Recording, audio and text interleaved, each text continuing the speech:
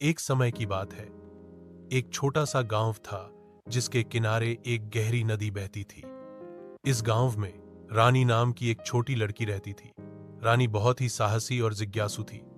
उसे हर नई चीज के बारे में जानने का शौक था, लेकिन सबसे ज्यादा उसे नदी के पार क्या है, यह जानने की इच्छा थी।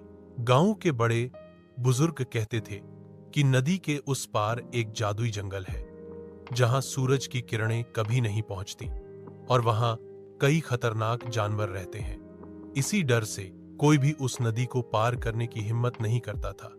एक दिन रानी ने सोचा कि वह इस राज का पता लगाकर ही रहेगी। उसने चुपके से एक छोटी सी नाव बनाई और एक सुबह सूरज उगने से पहले वह नदी की तरफ निकल पड़ी।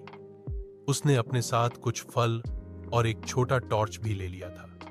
नाव में बैठकर रानी ने अपनी छोटी सी यात्रा शुरू की। नदी का बहाव बहुत तेज था और वह बड़ी मुश्किल से अपनी नाव को संभाल रही थी। रास्ते में उसने कई अनोखे फूल और रंग बिरंगी मछलियां देखीं। जब वह नदी के बीच में पहुंची तो उसकी नाव एक बड़े पत्थर से टकरा गई और वह पानी में गिर गई। रानी को डर लगा, पर उसने हिम्मत नहीं हारी। वह तैरकर किनारे तक पहुंची।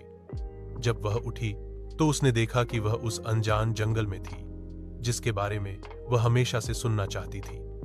जंगल सच में बहुत ही अद्भुत था। वहां पेड़ पौधे इतने घने थे कि सूरज की रोशनी जमीन तक नहीं पहुंच रही थी। पर जैसे ही रानी ने अपने टॉर्च को जलाया, उसने देखा कि वहां के फूल और पत्तियां चमक रही थीं।